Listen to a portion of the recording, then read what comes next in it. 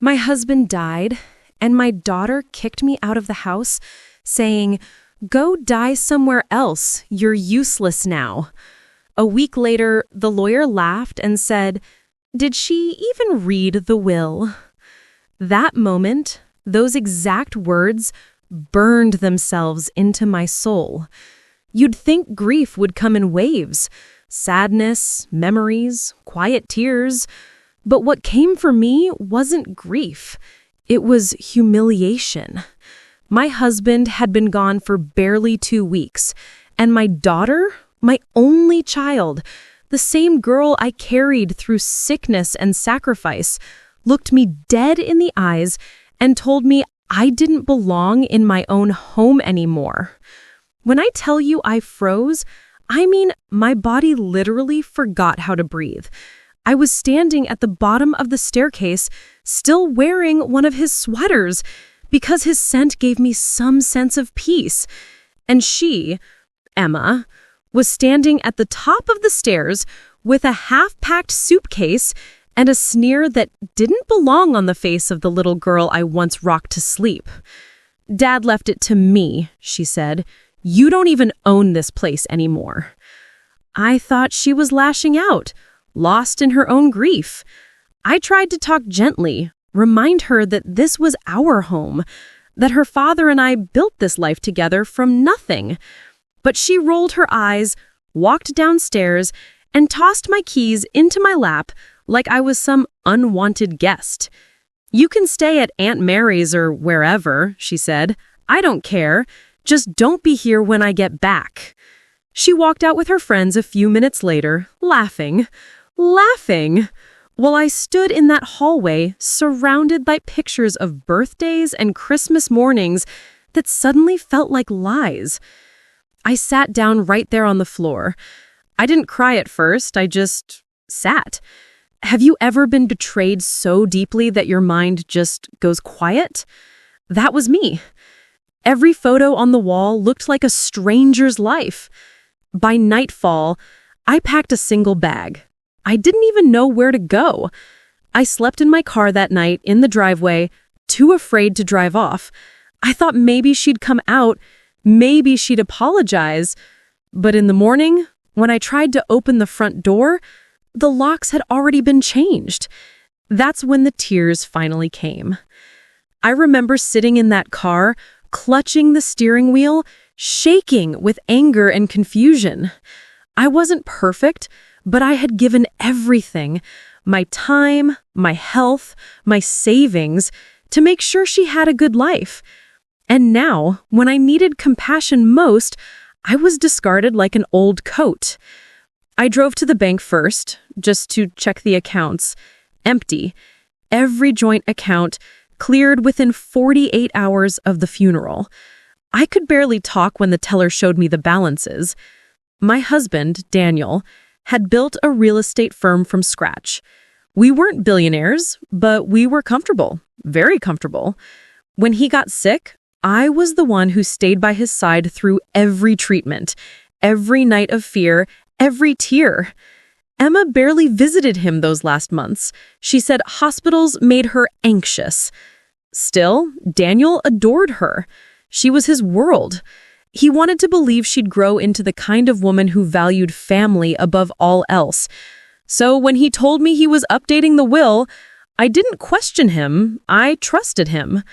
But as I stood outside the lawyer's office a week later, holding a crumpled eviction notice Emma had smugly printed from her inheritance email, something inside me started to shift. I wasn't broken anymore. I was angry. When I walked in, Mr. Feldman gave me that sympathetic look widows give who've been clearly wronged but are too polite to fight back. He asked if I'd like a coffee. I said no. My hands were trembling, but my voice was steady for the first time in weeks. "Mr. Feldman," I said, "my daughter says I have no claim to my home or to my husband's estate. She said the will names her as the sole beneficiary." He leaned back in his chair, laced his fingers, and gave me this curious half-smile. "Did she now?" he said. And did she happen to read it? That's when I blinked. Read it? He chuckled, not mockingly, more like someone watching a child set a trap for themselves. Mrs. Turner, your husband was quite meticulous and very protective of you. He pulled a folder from his desk drawer, thick with documents, and slid it toward me. I opened it, and my breath caught. The will wasn't simple. It was layered, pages of clauses, conditions, and trusts. Emma's name was on it, yes, but so was mine. And the final page? The final page was something I'll never forget. Daniel had written, Emma inherits the estate and all financial assets under the condition that she continues to provide housing, care, and respect for her mother, Margaret Turner. If she fails to do so, all inheritance shall revert to Margaret, and Emma shall forfeit her claim. I sat back in shock. Mr. Feldman tapped his pen. So when she kicked you out, she forfeited everything, I whispered. He nodded slowly. Precisely. I don't think I spoke for a full minute. My heart was pounding, my palms sweating. Then, out of nowhere, I laughed. A small, shaky laugh that turned into something deeper. Daniel had known. Somehow, deep down, he'd known what greed might do to our daughter, and he built a trap into his own will to protect me. Mr. Feldman smiled faintly. Would you like me to handle this discreetly or publicly? I met his eyes. Publicly. He grinned. Then this is going to be interesting. I left his office with my head held high for the first time in months. I still didn't know exactly how I'd face Emma again, but I knew one thing for certain. This wasn't over, not by a long shot. That night, I booked a cheap hotel room and sat with the will documents spread across the bed. I read them over and over, each clause burning deeper into my brain. My husband had given me a weapon, a legal, airtight one. But here's the thing about revenge. It tastes better when it's slow. I could have called Emma that night, told her the truth, watched her world crumble over the phone, but that would have been too easy.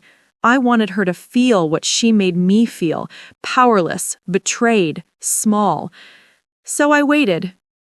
The next morning, I sent her a polite text. Hope you're doing well, sweetheart. Just wanted you to know I'll be seeing Mr. Feldman tomorrow about finalizing Dad's paperwork. She didn't reply for hours. Then around 9 p.m., one message popped up. Do whatever you want. It's all mine anyway. I smiled. That arrogance was about to destroy her. What would you have done in my shoes? Would you have told her right away? Or would you have waited? Just long enough for her to dig herself deeper. Because that's exactly what I did. For the next few days, I let her believe she had won. She threw parties in the house, posted pictures online about her new life, showing off designer bags she bought with money that was never truly hers. Each photo was another nail in her own coffin. And every night, I sat in that small hotel room, reading the will again, rehearsing what I'd say when the truth finally came out. When I finally got the call from Mr. Feldman saying the transfer process was underway, my heart raced, not with fear, but anticipation. My daughter had no idea that the empire she thought she'd inherited was already slipping through her fingers.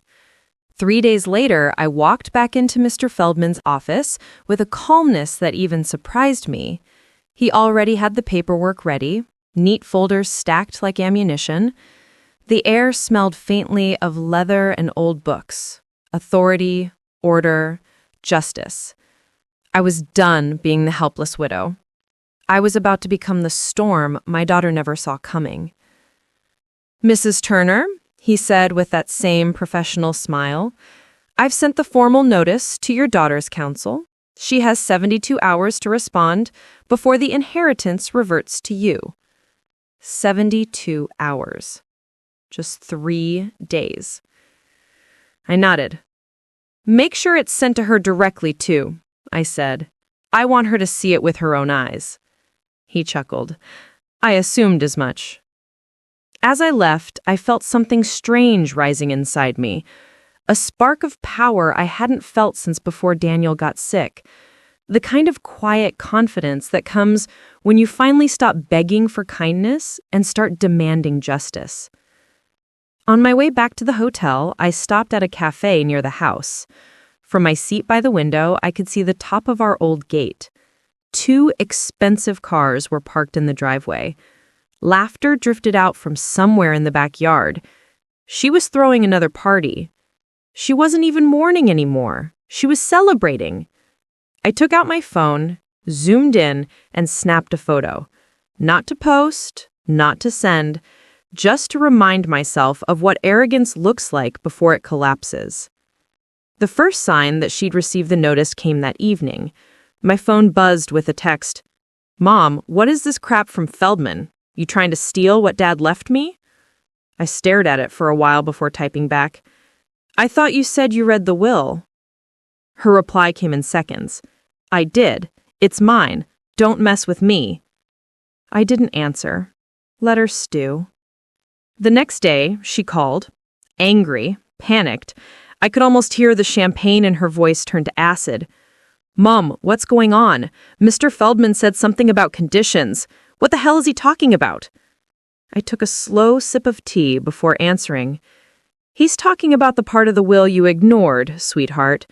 The one where your father said you'd lose everything if you ever threw me out." Silence.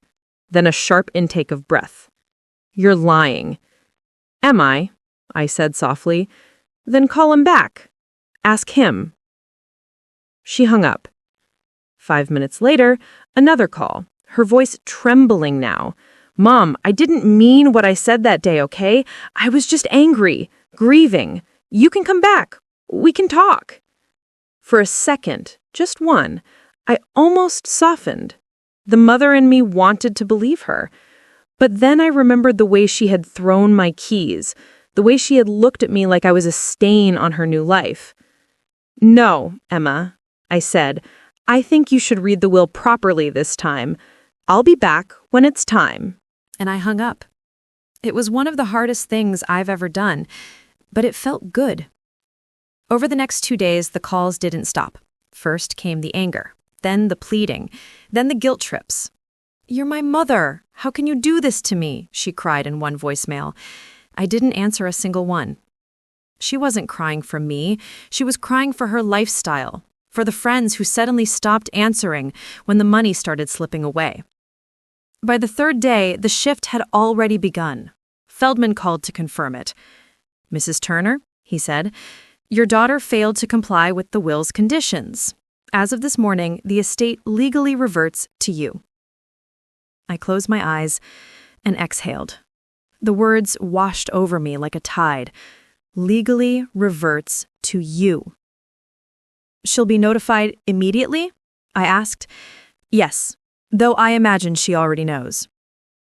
I thanked him and hung up. An hour later, I drove up to the house. The house she thought was hers. The security code still worked. The same code Daniel had set years ago. She hadn't even changed it. The front door opened to a mess of empty glasses, designer shoes, and half-packed boxes. It smelled like perfume and cheap alcohol. In the middle of it all sat Emma, on the staircase where this whole nightmare had started. Her makeup was smudged, eyes red, phone in hand. When she looked up and saw me, she froze. "Mom," she whispered, "they said you took it all back." I nodded. "I didn't take anything, Emma. You gave it away." She stood up too quickly, almost stumbling. "That's not fair. You tricked me." "No," I cut in. "You tricked yourself. You thought money would make you powerful. It just showed the world who you really are." She looked around helplessly, as if the walls themselves might defend her. "Where am I supposed to go?" I said quietly, "Where you told me to go. Somewhere else." Her face twisted with anger again, the same defiance that once used to be childish rebellion, but now looked hollow and ugly. "You can't do this to your own daughter." I met her eyes. "You already did it to your own mother." She didn't speak after that.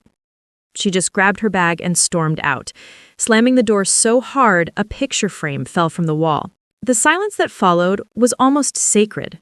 I stood there in the middle of the house, the same place where I'd been humiliated weeks before, and felt the power shift completely. The house wasn't just brick and glass anymore. It was proof. Proof that decency wins, even when it's bruised and bleeding. I spent the next few days cleaning. Not just the physical mess, but the emotional one. Every corner smelled like her perfume and resentment. I scrubbed it out until I could finally breathe again. But revenge doesn't end with a signature or a legal document. True revenge is peace, the kind that comes when the person who wronged you has to face themselves. A week later, I got another call from Feldman. He said Emma had tried to contest the will, claiming coercion, emotional instability, anything that could undo her mistake. But Daniel's language was ironclad. Every clause airtight, every signature verified, every witness accounted for. She didn't stand a chance. When he finished talking, he paused and said, "You know, your husband must have really loved you. Not everyone goes to such lengths to make sure their spouse is protected." I smiled faintly. He knew me better than anyone. That night, I found one of Daniel's old letters in his study. I hadn't been ready to open it before, but something about that day made me brave enough. It wasn't long, just a few lines. "If you're reading this, I'm gone. But I want you to remember that love and loyalty are worth more than money. Don't let greed steal what we built. And if Emma forgets that, remind her." I cried for the first time in weeks. Not from sadness, but from release. The next morning, I drove into town to close out a few of the accounts Feldman had reinstated in my name. As I waited at the counter, I caught a glimpse of Emma through the window across the street. She was sitting on a bus bench, scrolling through her phone, looking small. No friends, no car, no mansion, just a girl who'd traded her soul for luxury and lost both. For a moment, our eyes met. She froze, and I could tell she wanted to say something.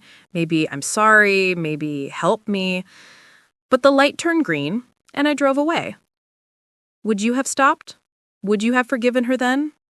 Be honest. Because a part of me wanted to. I wanted to get out, wrap her in my arms, and tell her we'd figure it out. But I also knew that sometimes love means letting someone fall hard enough to learn. That evening, back in the house, I made tea in the same kitchen where we'd celebrated birthdays and holidays. The silence was peaceful now, not empty. I stood by the window and watched the sun dip below the trees, golden light stretching across the countertops like a quiet apology from the universe. That's when the doorbell rang. It was her. When I opened the door, the first thing I noticed wasn't her face, it was her posture. Shoulders slumped, eyes swollen, clothes wrinkled, the arrogance, the edge in her voice, all gone. What stood in front of me wasn't the same girl who told me to go die somewhere else. It was someone smaller, someone scared. "Mom," she said softly, her voice breaking on that one syllable. "Please, can I come in?" For a moment, I didn't move. My hand gripped the doorknob, cold metal biting into my skin. Everything inside me screamed to slam the door, to finally give her the taste of rejection she'd fed me. But then, because I'm still a mother, I stepped aside. She walked in quietly, like a stranger entering a sacred place. Her eyes darted around the living room, the same one she'd once claimed as her own. I could see the memories flicker behind her gaze. The couch where she'd done her homework, the rug Daniel bought on their anniversary trip, the photo wall now missing the frame she had shattered the night she threw me out. She stood there, trembling slightly. "I didn't know where else to go," she said finally. "They took the cars. The accounts are frozen. My friends—" She trailed off. "They're gone too." I didn't answer. I just walked to the kitchen, poured a cup of tea, and set it on the counter across from her. She stared at it for a long moment before sitting down. We sat in silence, the kind that fills every corner of a room like smoke. I messed up, she whispered. I thought Dad wanted me to have everything. I thought... She took a shaky breath. I thought you didn't need it. That you'd be okay. I looked at her, really looked at her, and for the first time, I didn't see a villain. I saw a child who'd never learned how to lose, who'd been handed too much too soon. Emma, I said quietly, your father didn't build this life for one of us. He built it for all of us. You didn't just take from me, you disrespected what he stood for. Her eyes filled with tears. I know. You can't buy family, I said, and you can't inherit respect. You earn it. You threw that away for the illusion of control. She wiped her face with the back of her hand, trembling. I didn't mean it, Mom. That night, I was angry, scared. I thought if I didn't take control, everything would fall apart. I didn't mean to hurt you. I wanted to believe her, but apologies after destruction always sound thin, don't they? Like paper trying to cover fire damage. Do you remember what you said to me?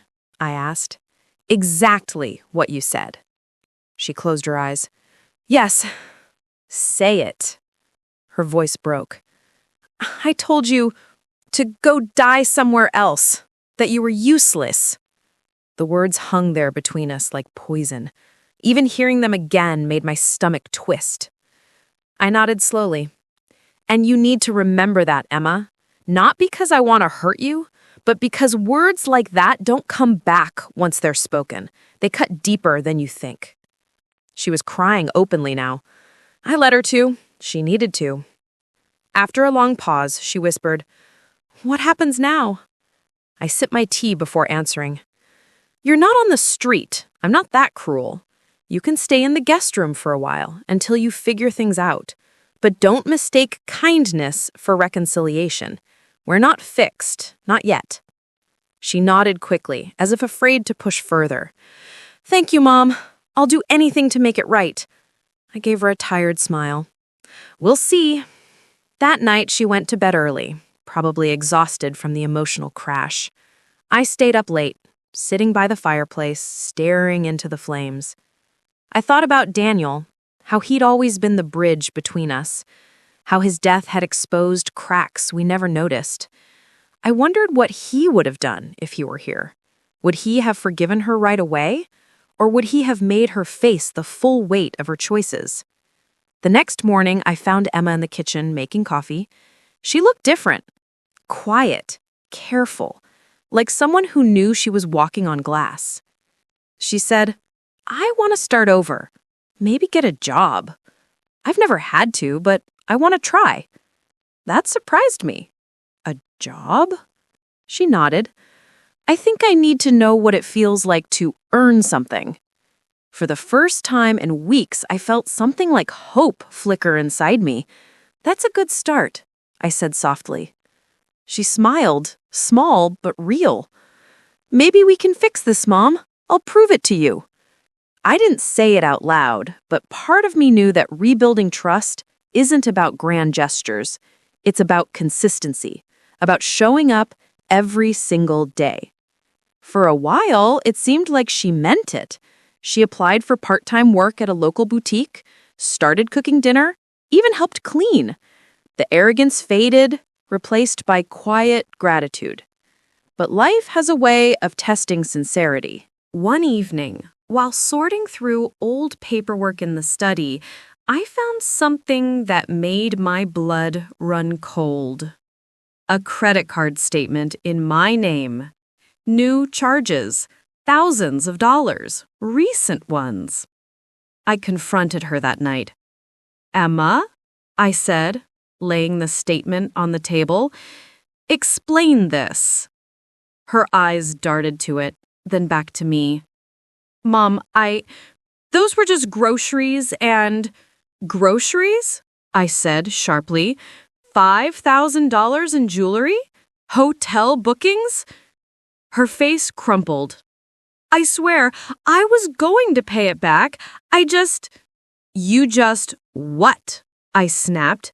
You thought I wouldn't notice? You thought you could take again, just because I opened the door?" She broke down crying, but this time the tears didn't move me. They felt practiced, desperate. "I was trying to make it right," she sobbed. "I thought if I could sell some of the stuff and pay off my debts, I'd look responsible again." I stared at her. The irony almost made me laugh. "So you tried to fix your mistakes by making new ones?" She didn't answer. "Emma," I said coldly, "this isn't about money anymore. This is about character. You haven't learned a thing." That night, I didn't sleep.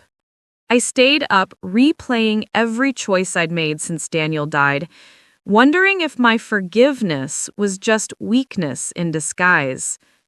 In the morning, I called Feldman. "I need to know if there's any way to prevent her from accessing my accounts again," I said. He hesitated. "Mrs. Turner, legally, you're in full control now, but I can have your financials reinforced. Power of attorney solely in your name." "Do it," I said. When Emma came downstairs, I was already packing her things.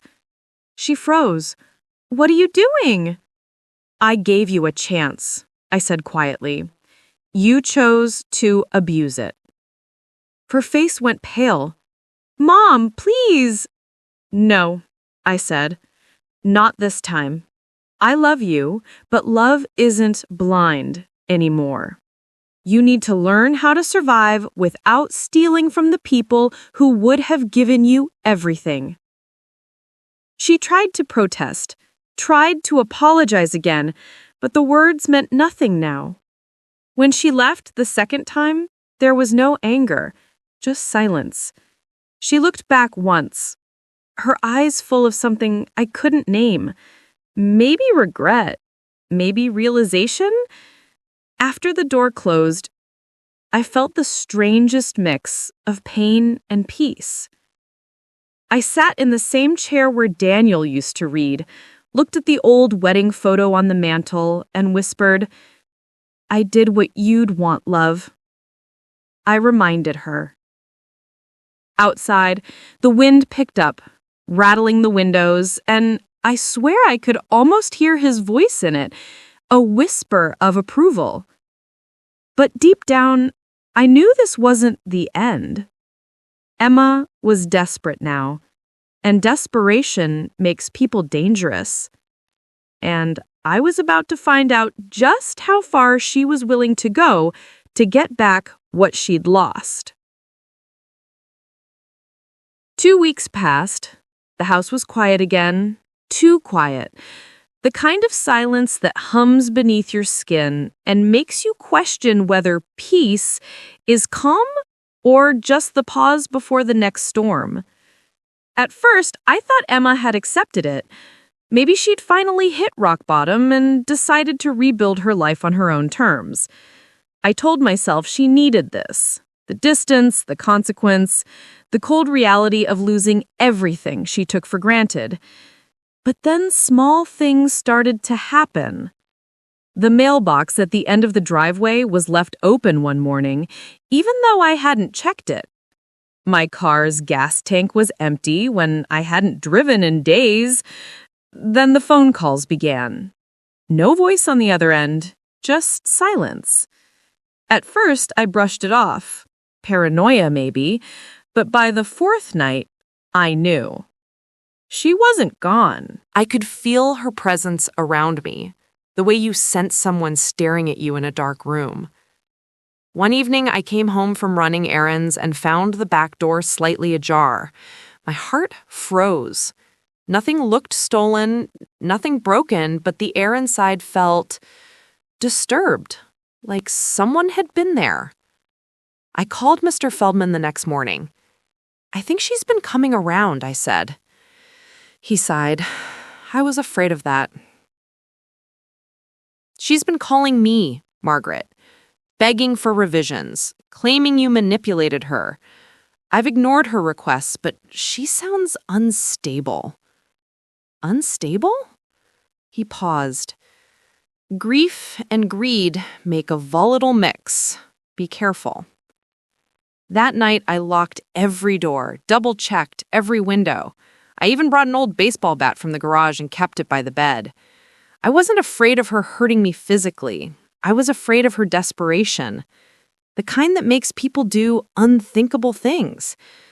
Days later, I woke to the sound of glass breaking.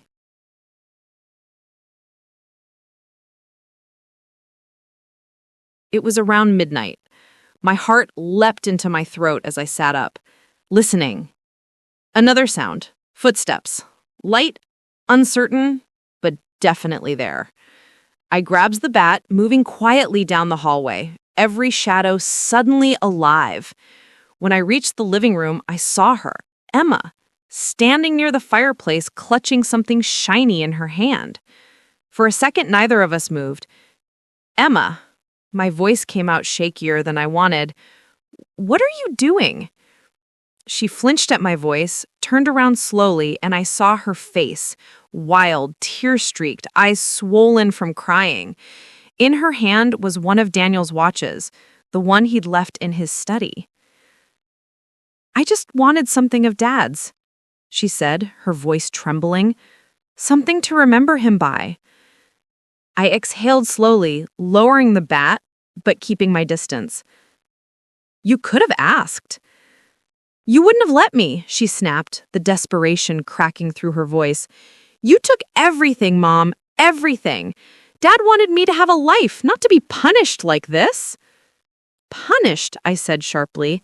Emma, you punished yourself. You stole. You lied. You betrayed your family. What did you think would happen?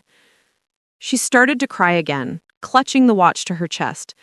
I just wanted to start over. I thought if I had something from him, it would help. For a moment, I almost believed her, but then I saw the bulge in her jacket pocket. A wallet. My wallet. Emma, I said quietly, empty your pockets. Her eyes widened. Mom, do it. Slowly, she pulled it out. My credit cards, a few $100s in cash, even my spare house key. You broke in to steal from me again? My voice cracked, part fury, part heartbreak. After everything I did to give you another chance? She dropped the wallet, shaking her head. No, I wasn't going to. I didn't know what else to do. You don't understand how hard it is out there, Mom. No, I said coldly. You don't understand how hard it was for me. I lost my husband, my home, and my daughter in 1 week. And I didn't steal from anyone to survive. I rebuilt myself.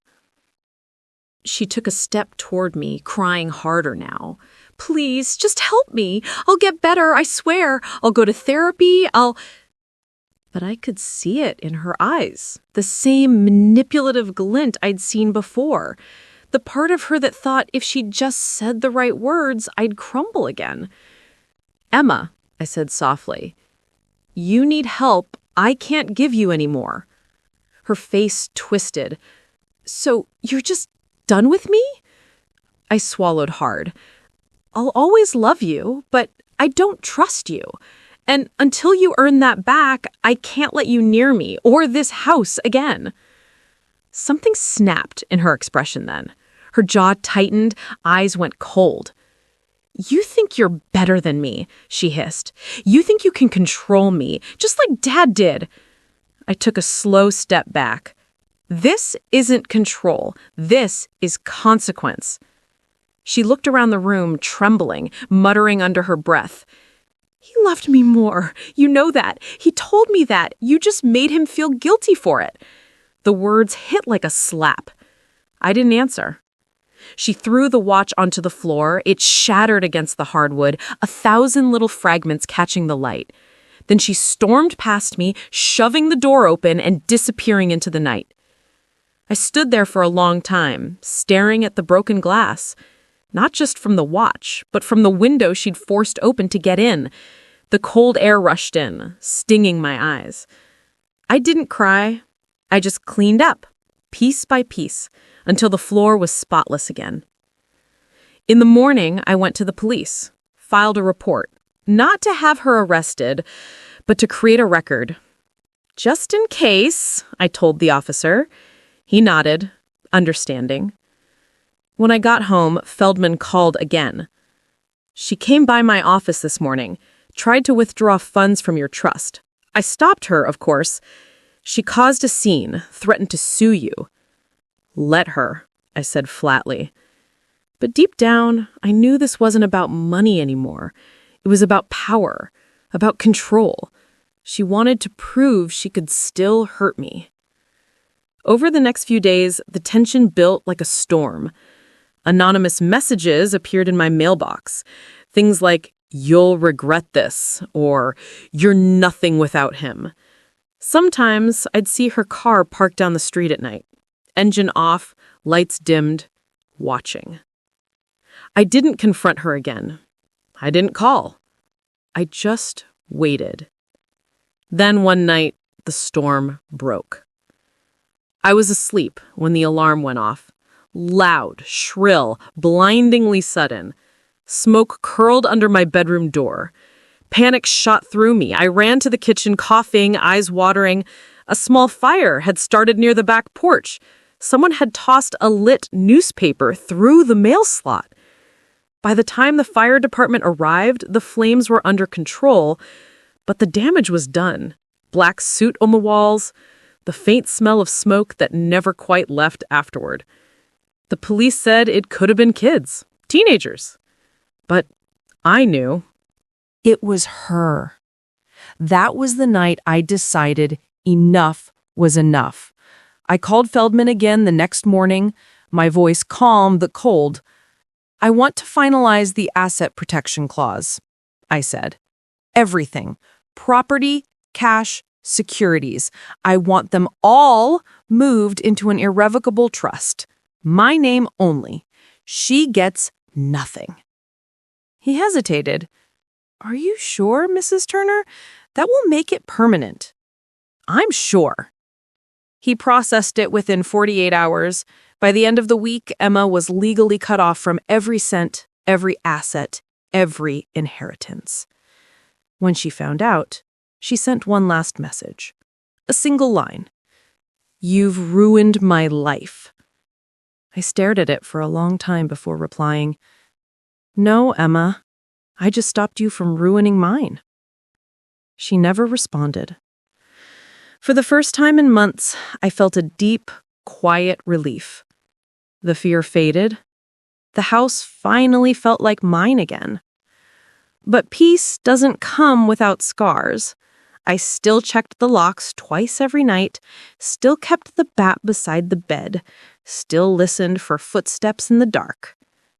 Because love may forgive, but it never forgets. And sometimes revenge isn't about payback. It's about finally sleeping through the night without wondering who's at the door. I wish I could tell you that everything ended there, that Emma vanished from my life and I finally lived in peace. But real life doesn't work like that. People don't change overnight, and wounds don't close just because you decide to stop bleeding. For a few months, I truly believed she was gone. No messages, no phone calls, no strange cars outside. I started gardening again, joined a small book club in town, even smiled without feeling guilty about it. The silence was comforting until the day I saw her face again. It was on the local news. The anchor's voice was steady, detached. A 27-year-old woman has been taken into custody for fraud and identity theft after attempting to access restricted financial accounts under false documentation. Then they showed her mugshot. Emma, my daughter. I didn't breathe. The world tilted for a second, my fingers gripping the edge of the kitchen counter just to stay upright. The reporter went on, saying she'd been caught trying to move funds from a trust under her deceased father's name, my husband's, using falsified documents and a fake lawyer. The total amount she'd tried to claim, $42 million. The number made my stomach drop. That was the same inheritance Daniel had left, the same one that should have been split between us before her greed tore everything apart. The news said she'd been arrested in another state. Her mugshot didn't look like her anymore. She was gaunt, eyes sunken, lips dry, her once blonde hair greasy and unkempt. The pride, the vanity, gone. What stared back at me from that screen was the hollow shell of a woman who'd lost everything and still didn't know why. I sat down at the kitchen table and wept, not for what she'd done, but for what she'd become. A few days later, the police contacted me. I was listed as a potential victim in her fraud attempts, since she had tried using my name. I confirmed everything they needed. The officer's voice was kind but professional when he asked if I wanted to pursue additional charges. I said yes.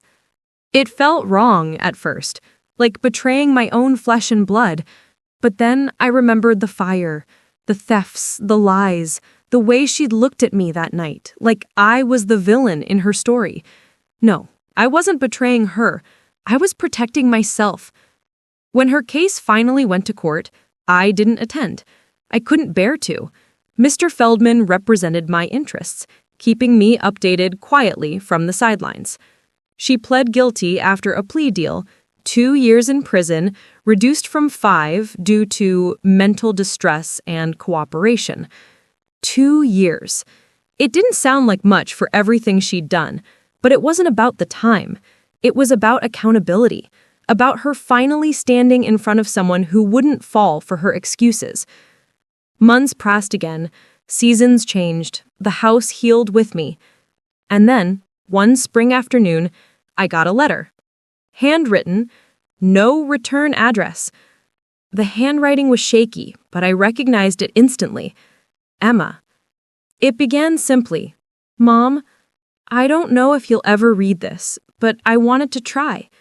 I almost didn't read further, but something inside me, maybe hope, maybe weakness, pushed me to continue. Prison is not what I expected. I thought I'd be angry the whole time, blaming you like I always did. But being here, surrounded by people who've lost everything because of their own choices, I started realizing something. I am one of them. I did this to myself. I hurt you. I stole from you.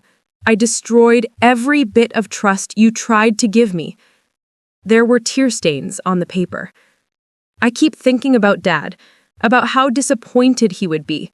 I used to tell myself he'd be proud of me no matter what, but now I'm not so sure. I think he'd tell me to own what I did and to make things right. I don't know if he'll ever forgive me, but I'm sorry. I really am. I read the letter 3 times before setting it down. My chest ached, but not from anger. It was something softer, sadder. She ended it with, "When I get out, I'm not asking for money or a house. I just want a chance to show you I can be better. Even if you never want to see me again, I'll understand. I just needed to tell you that I finally understand what I took from you."